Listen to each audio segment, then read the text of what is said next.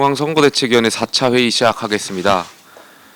어제 어떤 분이 이 커피를 8,000원에서 10,000원 받는데 원가가 120원이더라 이런 말씀을 하셨습니다. 커피 소상공인 여러분들께 이 원가 120원인 것을 마치 약 80배 정도의 폭리를 취하는 것처럼 들리던데 커피 소상공인 여러분들의 생각은 어떠신지 좀 궁금합니다. 가격을 결정하는데 소상공인 또 기업인 창업하시는 분들에 있어서 인건비, 임대료, 또 원가 등도 있겠지만 저희 국민의힘이 더 중요하게 생각하는 것은 어떤 결과물을 도출하는 데 있어서 창의와 정성 그리고 땀이라고 생각합니다.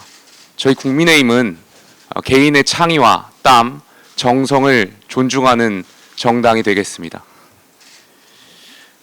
이재명 후보가 개헌 공약을 내놨습니다. 4년 연임제, 국회 추천 총리제, 결선 투표제 도입이 핵심입니다. 표면적인 명분은 제왕적 대통령제를 고치자는 것입니다.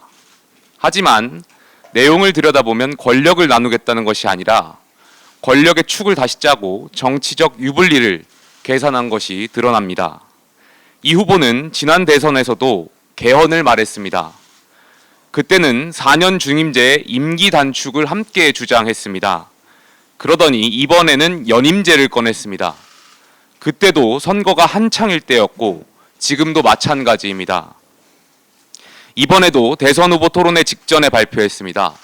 매번 선거에 맞춰 던지는 정치적 카드처럼 보입니다. 개헌을 이야기할 때마다 맥락이 달라지니 그 진정성을 국민이 의심하는 것도 무리가 아닙니다. 총리를 국회가 추천하고 대통령은 거부할 수 없게 하자. 거기에 대통령 제2요구권도 폐지하자고 합니다. 겉으로는 권력을 분산하겠다는 것 같지만 실제로는 행정부 견제장치를 무력화하고 입법 권력을 의회, 다수당 중심으로 집중시키겠다는 설계입니다. 국회가 지금 그만한 신뢰를 받고 있다면 또 모르겠습니다. 하지만 현재 국회는 입법 독주로 국민 신뢰를 잃은 지 오래입니다.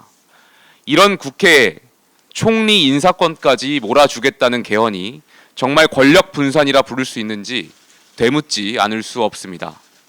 김문수 후보는 전혀 다른 길을 제시합니다. 대통령 3년만 하겠다. 그 기간 동안 정치 개혁과 헌정 개편 마무리하겠다. 스스로 권한과 임기를 줄이겠다고 선언했습니다. 그리고 대선과 총선을 2028년 동시에 치르자는 브릿지 개헌을 국민께 약속했습니다. 거기에 그치지 않고 대통령 불소추 특권 완전 폐지, 국회의원 면책 특권 축소, 국민 입법제, 국민 소환제 도입과 같은 구체적인 제도 개혁안을 명확히 밝혔습니다. 누군가는 권력을 쥐기 위해 개헌을 말하고 다른 누군가는 권한을 나누기 위해 개헌을 제안합니다. 한 사람은 말을 바꿔가며 자신에게 유리한 얘기를 꺼내고 다른 사람은 말보다 먼저 권한과 임기를 내려놓습니다. 이 차이는 단지 제도 설계의 차이가 아닙니다. 정치를 대하는 태도, 권력에 대한 인식, 그리고 국민에 대한 진정성에서 나오는 본질의 차이입니다. 개헌은 권력의 유불리에 따라 좌우되어서는 안 됩니다.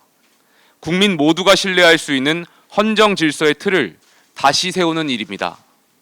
국민은 지금 묻고 계십니다. 이 개헌은 누구를 위한 것이냐? 정권을 위한 도구인가? 아니면 국가를 위한 설계인가?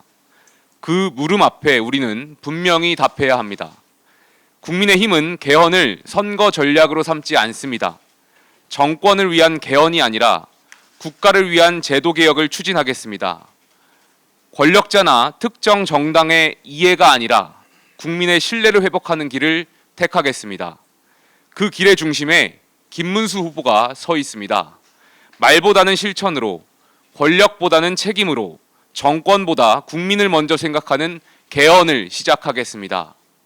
우리는 이 길이 제6공화국을 넘어 제7공화국으로 나아가는 새로운 헌정의 출발점임을 믿습니다. 이상입니다.